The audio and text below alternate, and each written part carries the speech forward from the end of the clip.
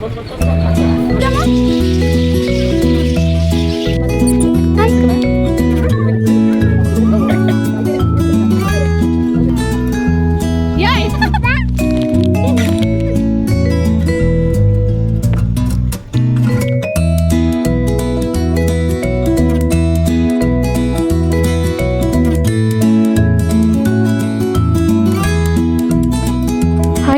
ನಮಸ್ಕಾರ, welcome back to Trivika YouTube channel. ಯಾರೆಲ್ಲ ನನ್ನ ಚಾನಲ್ನ ನೋಡ್ತಾ ಇದ್ದೀರಾ, ಪ್ಲೀಸ್ ಲೈಕ್ ಮಾಡಿ, ಸಬ್ಸ್ಕ್ರೈಬ್ ಮಾಡಿ, ಕಾಮೆಂಟ್ ಮಾಡಿ ಅಂತ ಹೇಳ್ತಾ ಮತ್ತೆ ನನ್ನ ಮುಂದಿನ ಜರ್ನಿನ ಸ್ಟಾರ್ಟ್ ಮಾಡ್ತಾ ಇದ್ದೀನಿ.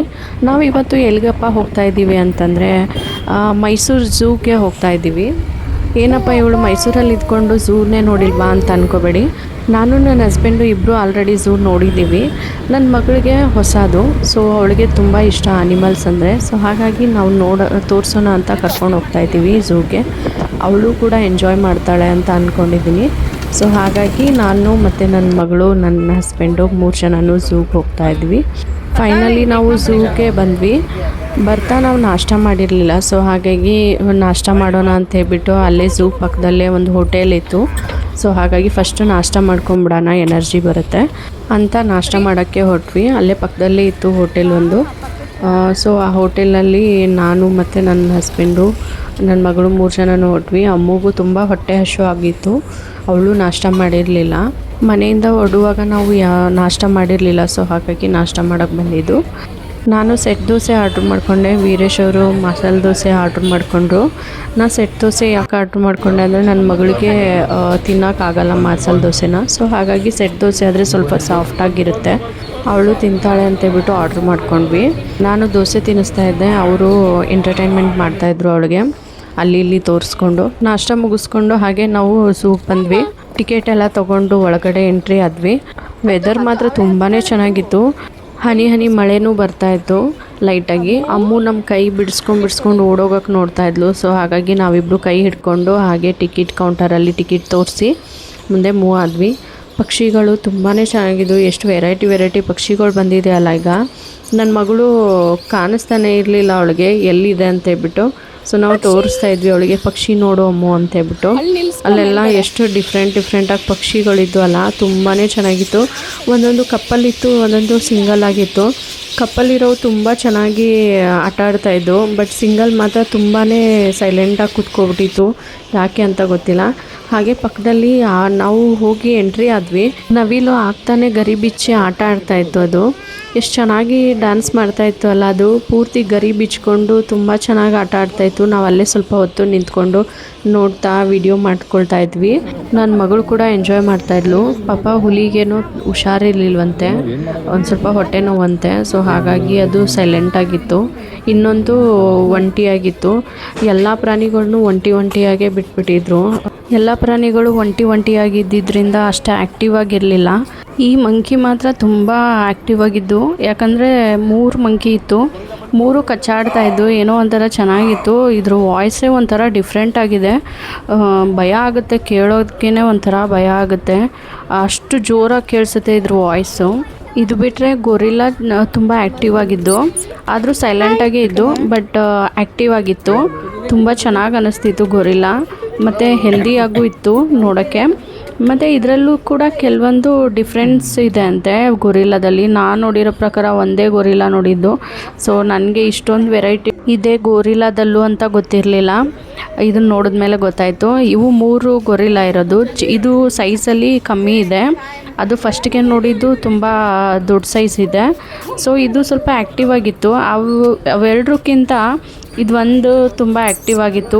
ಮತ್ತು ನಮ್ಮ ಹತ್ರ ಬಂದು ಕೂಡ ಇದು ಸುಮ್ಮನೆ ಕೂತ್ಕೊಂಡು ಸ್ವಲ್ಪ ಎಂಟರ್ಟೈನ್ಮೆಂಟ್ ಮಾಡ್ತು. ಆಮೇಲೆ ತನ್ನ ಪಾಡಿಗೆ ತಾನು ಹೊರಟೋಯ್ತು. ಬಟ್ ಕಿರ್ಚಾಟ ಕೂಗಾಟ ಏನೂ ಇರಲಿಲ್ಲ.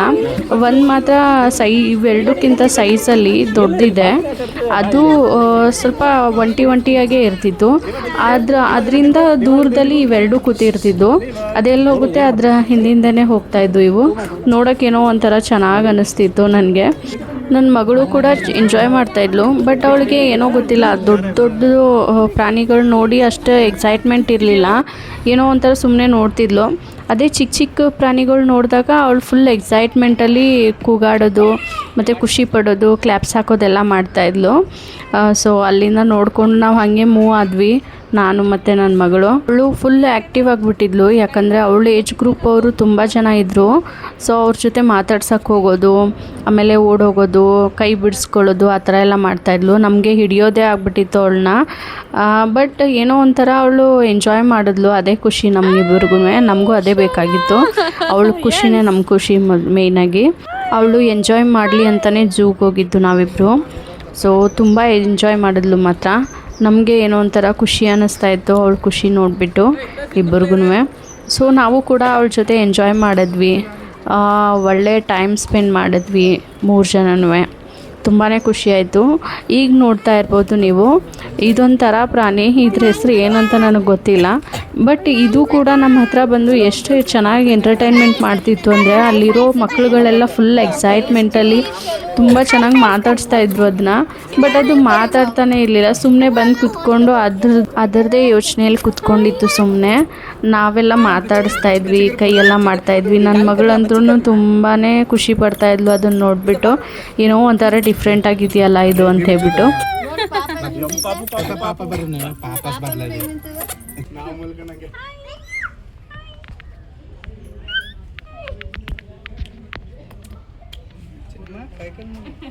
ಆಮೇಲೆ ಅಲ್ಲಿಂದ ಹೊರಟ್ವಿ ನಾವು.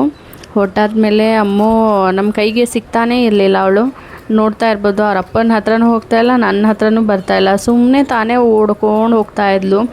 ನಮಗೆ ಏನೋ ಒಂಥರ ಚೆನ್ನಾಗಿ ಅನ್ನಿಸ್ತು. ಮತ್ತು ಹೊಟ್ಟೆ ಹಸಿವು ಆದರೂ ಕೂಡ ಅವಳು ಹೊಟ್ಟೆ ಹಸಿವು ಅಂತ ಕೇಳ್ತಾನೇ ಇರಲಿಲ್ಲ. ನಾನೇ ಫೀಡಿಂಗ್ ಮಾಡ್ತಿದ್ದೆ ಅವಳಿಗೆ. ಈ ಅನಿಮಲ್ ಏನಿದೆಯಲ್ಲ, ಇದು ನನ್ನ ಫೇವ್ರೇಟ್ ಅಂತ ಹೇಳ್ಬೋದು. ಇದು ನಂಗೆ ತುಂಬ ಅಂದರೆ ತುಂಬಾ ಇಷ್ಟ. ಎಷ್ಟು ಕ್ಯೂಟಾಗಿದೆ ಅಂದರೆ, ಬಾಡೀಲಿ ತುಂಬಾ ಚಿಕ್ಕದು ಇದು. ನನಗಂತೂ ಎಷ್ಟು ಇಷ್ಟ ಅಂದರೆ ಹಾಗೆ ಹಿಡ್ಕೊಂಡು ಮುದ್ದು ಮಾಡಬೇಕು ಅನಿಸುತ್ತೆ. ತುಂಬಾ ಕ್ಯೂಟ್ ಅಂತ ಹೇಳ್ಬೋದು ಇದನ್ನ. ನಾನು ಟಿ ವಿಲಿ ನೋಡಿದ್ದೆ ಇದನ್ನ, ಸೊ ಆವಾಗಲೇ ಇಷ್ಟ ಆಗಿತ್ತು. ಸೊ ಇದು ನೋಡ್ತಾ ಇರ್ಬೋದು ನೀವು, ನಾವು ಹೋದಾಗ ಎಲ್ಲ ಅನಿಮಲ್ಸ್ಗೂ ಫುಡ್ ಬಂತು. ಫುಡ್ಡನ್ನ ಸರ್ವ್ ಮಾಡ್ತಾಯಿದ್ರು ಇವರೆಲ್ಲರೂ. ಮೋಸ್ಟ್ಲಿ ಫುಡ್ಗೋಸ್ಕರನೇ ಅವು ಸೈಲೆಂಟಾಗಿ ಕೂತಿದ್ದು ಅನಿಸುತ್ತೆ, ಏನೂ ಆ್ಯಕ್ಟಿವ್ ಇರಲಿಲ್ಲ ಅಷ್ಟು.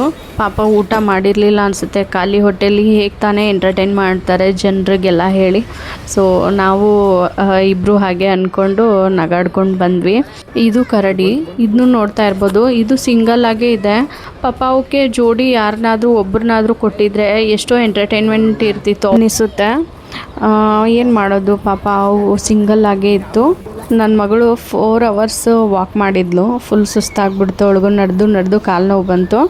ಅವರಪ್ಪ ಮುಂದೆ ಹೋಗ್ತಾಯಿದ್ರು. ಸೊ ಹಾಗಾಗಿ ಅವಳಿಗೆ ನಡೆಯೋಕ್ಕಾಗ್ದೇ ಕುತ್ಕೊಂಡೇ ಬಿಟ್ಲು ಕೆಳಗಡಿಕೆ. ಏನಿದಮ್ಮ, ಅಲ್ಲೂ ಕೂಡ ಯಾವುದೋ ಒಂದು ಪಾಪು ತುಂಬಾ ಅಳ್ತಾಯಿತ್ತು. ಪಾಪ ತುಂಬ ಟಯರ್ಡಾಗಿತ್ತು ಅನಿಸುತ್ತೆ, ತುಂಬಾ ಅಳ್ತಾ ಇದ್ಲು. ನನ್ನ ಮಗಳಂತೂ ಎಂಜಾಯ್ ಮಾಡ್ತಾ ಇದ್ಲು. ಏನಿದು ನಿನ್ನ ಸ್ಟೈಲ್ ಅಮ್ಮ?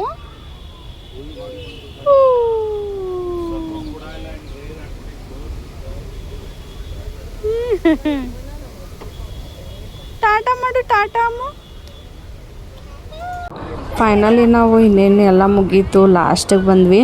ಸೊ ಅಲ್ಲೆಲ್ಲ ಬಾತುಕೋಳಿಗಳಿತ್ತು, ಅದನ್ನ ನೋಡಿಬಿಟ್ಟು ಆಟ ಆಡ್ತಾ ಇದ್ಲು ಅವಳು. ಅದನ್ನೆಲ್ಲ ಕರಿಯೋದು, ಕೂಗೋದು ಅದೆಲ್ಲ ಮಾಡ್ತಾಯಿದ್ಲು. ಅವರಪ್ಪ ಅದನ್ನು ತೋರಿಸ್ತಾಯಿದ್ರು, ಅದು ಹೇಗೆ ಕೂಗುತ್ತೆ ಅಂತ ಹೇಳ್ಬಿಟ್ಟು ಆ ಥರ ವಾಯ್ಸ್ ಮಾಡಿ ತೋರಿಸ್ತಾಯಿದ್ರು ಅವಳಿಗೆ. ಅವ್ರಿಗಂತೂ ಅಮ್ಮು ಅಂದರೆ ತುಂಬಾ ಇಷ್ಟ. ಸೊ ಅವಳ ಜೊತೆ ಎಷ್ಟೊತ್ತಾದರೂ ಟೈಮ್ ಸ್ಪೆಂಡ್ ಮಾಡ್ತಾರೆ. ಇದ್ರ ಹೆಸರು ಬಂದು ಲಕ್ಷ್ಮಿ ಅಂತ. ನನಗೂ ಗೊತ್ತಿರಲಿಲ್ಲ, ಅಲ್ಲಿ ಬೋರ್ಡ್ ಮೇಲೆ ಬರೆದಿದ್ರು ಯಾವ್ಯಾವ್ದು ಪ್ರಾಣಿ ಹೆಸರು ಏನೇನು ಅಂತೇಳ್ಬಿಟ್ಟು. ಸೊ ನಾವು ಹಾಗೆ ಲಕ್ಷ್ಮಿ ಅಂತ ಕರೆದ್ವಿ. ಅದು ಅಷ್ಟು ದೂರದಲ್ಲಿತ್ತು. ಲಕ್ಷ್ಮಿ ಅಂತ ಕರೀತಿದ್ದಂಗೆ ಓಡ್ ಬಂದು ನಮ್ಮ ಹತ್ರ ನಿಂತ್ಕೊಳ್ತು. ನಾನು ಲಕ್ಷ್ಮಿ ಅಂತೇಳ್ಬಿಟ್ಟು ಮಾತಾಡಿಸ್ತಾನೆ ಇದ್ದೆ, ಅದು ಹೋಗ್ತಾನೆ ಇರಲಿಲ್ಲ, ಸುಮ್ಮನೆ ಕೇಳಿಸ್ಕೊಂಡು ನಿಂತಿತ್ತು. ಹಾಗೆ ನಾವು ಫೋಟೋಸು ವಿಡಿಯೋಸ್ ಎಲ್ಲ ಮಾಡ್ಕೊಂಡ್ವಿ. ಆಮೇಲೆ ನಾವು ಅಲ್ಲಿಂದ ಮೂವ್ ಆದ್ವಿ ಬೇರೆ ಕಡೆ. ಫೋಟೋಸ್ ಎಲ್ಲ ತೊಗೊಂಡಾದ್ಮೇಲೆ ಮೂವ್ ಆಗ್ತಿದ್ದಂಗೆ ಲಕ್ಷ್ಮಿ ಬಾಯ್ ಬರ್ತೀನಿ ಅಂತ ಹೇಳಿದ್ರೆ ಅದು ಕೂಡ ನಮ್ಮ ಹತ್ರನೇ ಬಂದು ಈ ಸೈಡು ಬಂದು ಕೂಡ ನಿಂತ್ಕೊಳ್ತು. ಅದು ಮೋಸ್ಟ್ಲಿ ಅದಕ್ಕೆ ಅರ್ಥ ಆಯಿತು ಅನಿಸುತ್ತೆ, ಲಕ್ಷ್ಮಿ ಅಂತ ನನ್ನೇ ಕರೀತಾ ಇದ್ದಾರೆ ಅಂತೇಳ್ಬಿಟ್ಟು. ಸೊ ನನಗೇನೋ ಒಂಥರ ಖುಷಿ ಆಯಿತು. ಇದಂತೂ ನನಗೆ ಸಖತ್ ಇಷ್ಟ. ಹೇಗೆ ರಿಯಾಕ್ಟ್ ಮಾಡ್ತಿದ್ದೆ ನೋಡಿ, ಲಕ್ಷ್ಮಿ ಅಂತ ಕರಿತಿದ್ರೆ ಅದು ನಮ್ಮನ್ನು ನೋಡೋದು ಮತ್ತು ಆ ಕಡೆ ತಿರುಗಿ ನಿಂತ್ಕೊಳ್ಳೋದು, ಫೋಟೋ ವಿಡಿಯೋಗೆಲ್ಲ ಫೋಸ್ ಕೊಡೋದು ಎಲ್ಲ ಮಾಡ್ತಾಯಿತ್ತು. ನನಗೆ ತುಂಬಾ ಇಷ್ಟ ಆಯಿತು ಇದು. ಇದೆಲ್ಲ ಮುಗಿಸ್ಕೊಂಡು ಹೊರಗಡೆ ಬಂದ್ವಿ. ಅಲ್ಲಿ ನೋಡಿದ್ರೆ ಆಟೋಗಳು ತುಂಬಾ ರೇಟ್ ಹೇಳ್ತಾಯಿದ್ರು ನಮಗೆ. ಅದಕ್ಕೆ ನಾವು ಓಲಾ ಮಾಡ್ಕೊಂಡು ಹೋದ್ವಿ. ಓಲಾದಲ್ಲೆಲ್ಲ ನಮಗೆ ತುಂಬ ಕಮ್ಮಿ ಬಿತ್ತು. ಅಲ್ಲಿಂದ ಪ್ಯಾಲೇಸ್ ತುಂಬಾ ಹತ್ರ ಇದೆ. ಸೊ ಅದಕ್ಕೆ ಅಷ್ಟೊಂದು ಚಾರ್ಜ್ ಆಗೋದಿಲ್ಲ, ಕಮ್ಮಿನೇ ಆಗುತ್ತೆ. ಸೊ ಹಾಗಾಗಿ ಓಲಾ ಬೆಸ್ಟ್ ಅಂತ ಹೇಳ್ಬೋದು. ಓಲಾದಲ್ಲಿ ತುಂಬಾ ಕಮ್ಮಿ ಆಗುತ್ತೆ. ಸೊ ಫೈನಲಿ ನಾವು ಪ್ಯಾಲೇಸ್ ಹತ್ರ ಬಂದ್ವಿ. ಪ್ಯಾಲೇಸಲ್ಲಿ 6:30ಗೆ ಟಿಕೆಟ್ ಓಪನ್ ಆಗುತ್ತೆ. 7 o'clockೇನೋ ಸಾಂಸ್ಕೃತಿಕ ಕಾರ್ಯಕ್ರಮ ಇರುತ್ತಂತೆ ಮೈಸೂರದು ಅಲ್ಲಿ ಪ್ಯಾಲೇಸ್ ಒಳಗಡೆ. ಸೊ ತುಂಬ ಚೆನ್ನಾಗಿರುತ್ತೆ ಅಂತ ಹೇಳಿದ್ರು. ಸೊ ಹಾಗಾಗಿ ನಾವು ಏನು ಮಾಡಿದ್ವಿ, ಟಿಕೆಟ್ ತೊಗೊಂಡು ಈವ್ನಿಂಗ್ ಶೋ ನೋಡೋಣ ಅಂತೇಳ್ಬಿಟ್ಟು ಹೋದ್ವಿ. ಎಷ್ಟು ಚೆನ್ನಾಗಿತ್ತು ಅಂತಂದರೆ ತುಂಬಾ ಚೆನ್ನಾಗಿತ್ತು. ತುಂಬ ವೆದರ್ ಕೂಲಾಗಿತ್ತು. ನನಗಂತೂ ಯಾಕೋ ಗೊತ್ತಿಲ್ಲ, ತುಂಬಾ ಚಳಿ ಆಗೋಕ್ಕೆ ಸ್ಟಾರ್ಟ್ ಆಗ್ಬಿಡ್ತು ಅಲ್ಲಿ. ವೀರೇಶ್ ಅವರು ಹೆದರ್ಕೊಂಡೇ ಬಿಟ್ರು, ಏನಪ್ಪ ಇದು ಫೀವರ್ ಏನಾದರೂ ಬಂದುಬಿಡ್ತಾ ಅಂತೇಳ್ಬಿಟ್ಟು ಗಾಬರಿ ಆಗಿಬಿಟ್ರು. ನೋಡ್ತಾ ಇರ್ಬೋದು, ನಾವು ಒಳಗೆ ಹೋದಾಗ ಇನ್ನೂ ಸ್ಟಾರ್ಟ್ ಆಗಿರಲಿಲ್ಲ, ಆವಾಗ ತಾನೇ ಅರೇಂಜ್ಮೆಂಟ್ ಮಾಡ್ತಾಯಿದ್ರು. ಸೊ ಹಾಗಾಗಿ ನಾವು ಏನು ಮಾಡ್ತಾಯಿದ್ವಿ, ಫೋಟೋಸ್ ಎಲ್ಲ ತೊಗೊಳ್ತಾ ಇದ್ವಿ ಅಲ್ಲಿ ಸುತ್ತಮುತ್ತ. ಹಾಗೆ ಅಮ್ಮು ತುಂಬ ಎಂಜಾಯ್ ಮಾಡ್ತಾಯಿದ್ಲು ಆ ವೆದರ್ಗೂ, ಅದಕ್ಕೂ ತುಂಬ ಚೆನ್ನಾಗಿತ್ತು.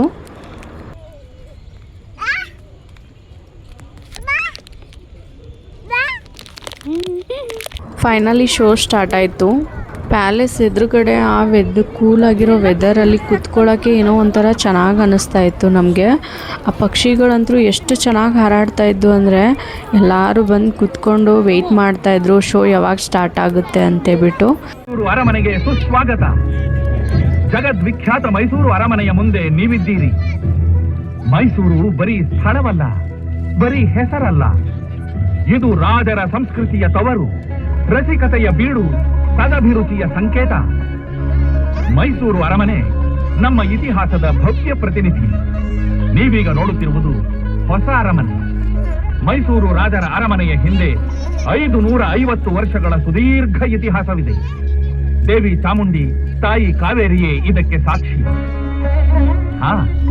ಮಹಾಕಾಳಿ, ಲಕ್ಷ್ಮಿ, ಸರಸ್ವತಿ, ತ್ರಯಂಬಿಕೆಯ ತ್ರಿಪುರ ಸ್ವರೂಪಳಾದ ಶ್ರೀ ಚಾಮುಂಡಿ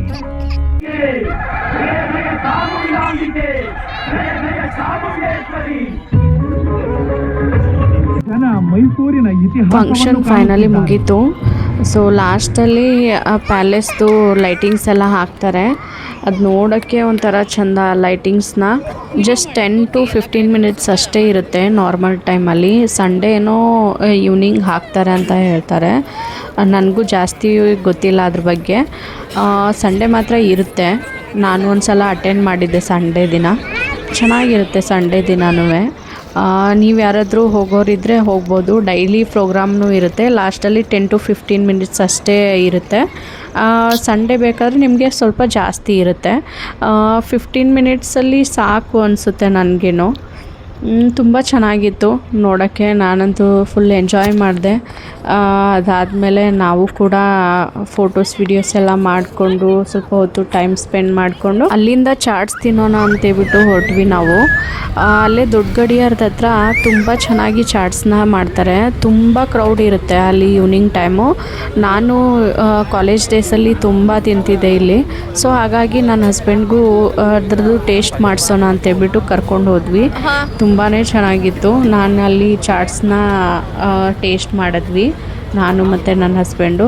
ಅಲ್ಲಿಂದ ಚಾಟ್ಸ್ ಎಲ್ಲ ತಿಂದ್ಕೊಂಡು ಮತ್ತೆ ನಾವು ಈವ್ನಿಂಗ್ ತುಂಬಾ ಚೆನ್ನಾಗಿ ಕಾಣಿಸ್ತಿತ್ತು ಮೈಸೂರು. ಸೊ ಹಾಗಾಗಿ ವಾಕ್ ಮಾಡಿಕೊಂಡು ಹೋದ್ವಿ ನಾವು. ಹಾಗೆ ನೋಡ್ತಾ ಸ್ವಲ್ಪ ಹೊತ್ತು ಟೈಮ್ ಸ್ಪೆಂಡ್ ಮಾಡಬೇಕು ಅನ್ನಿಸ್ತಾಯಿತ್ತು. ಸೊ ಹಾಗಾಗಿ ವಾಕ್ ಮಾಡ್ತಾಯಿದ್ವಿ. ಏನೇ ಹೇಳಿ ಮೈಸೂರನ್ನ ಈವ್ನಿಂಗ್ ಟೈಮ್ ನೋಡೋಕ್ಕೆ 2 ಕಣ್ಣು ಸಾಲದು. ಎಷ್ಟು ಚೆನ್ನಾಗಿ ಅನಿಸುತ್ತೆ ಅಂದರೆ ಸುಮ್ಮನೆ ಓಡಾಡ್ತಾ ಇರಬೇಕು ಅನಿಸುತ್ತೆ ಮೈಸೂರಲ್ಲಿ. ಅಷ್ಟು ಚೆಂದ ನಮ್ಮ ಮೈಸೂರು. ವೀರೇಶ್ ಅವರು ಮ್ಯಾಂಗೋ ತೊಗೋಬೇಕು ಅಂತ ಹೇಳ್ತಾಯಿದ್ರು. ಸೊ ಹಾಗಾಗಿ ನಾವು ಅಲ್ಲಿಂದ ನಡ್ಕೊಂಡು ಬಂದು ಬಾದಾಮಿ ಹುಡುಕ್ತಾ ಇದ್ವಿ ನಾವು, ಬಾದಾಮಿ ಮ್ಯಾಂಗೋ. ಸೊ ಅಲ್ಲಿ ಮಾತ್ರ ಇತ್ತು. ಸೊ ಅಲ್ಲಿ ಮ್ಯಾಂಗೋ ತೊಗೊಂಡು ಆಟೋ ಬುಕ್ ಮಾಡಿಕೊಂಡು ಮನೆ ಕಡೆಗೆ ಹೊರಟ್ವಿ. ಅರಸು ರೋಡ್ ನೋಡ್ತಾ ಇದ್ರೆ ತುಂಬಾ ಚೆನ್ನಾಗಿ ಕಾಣಿಸ್ತಾ ಇತ್ತು ಆ ಲೈಟಿಂಗ್ಸ್ಗೂ ಅದಕ್ಕೂ. ನಾವು ಕಾಲೇಜ್ ಡೇಸಲ್ಲಿದ್ದಾಗ ಆ ಲೈನಲ್ಲೇ ಓಡಾಡ್ತಾ ಇದ್ವಿ. ನಂಗೆ ಹಳೇದೆಲ್ಲ ನೆನಪಾಗ್ಬಿಡ್ತು ಒಂದು ಸೆಕೆಂಡು. ಸೊ ಫೈನಲಿ ಇದಾಗಿತ್ತು ಇವತ್ತಿನ ವಿಡಿಯೋ. ಈ ವಿಡಿಯೋ ಸ್ವಲ್ಪನಾದರೂ ಇಷ್ಟ ಆಗಿದರೆ ಪ್ಲೀಸ್ ಲೈಕ್, ಶೇರ್, ಸಬ್ಸ್ಕ್ರೈಬ್ ಮಾಡಿ ಅಂತ ಹೇಳ್ತಾ ಮತ್ತೆ ನೆಕ್ಸ್ಟ್ ವಿಡಿಯೋದಲ್ಲಿ ಸಿಗ್ತೀನಿ. ಟಾಟಾ, ಬಾಯ್ ಬಾಯ್.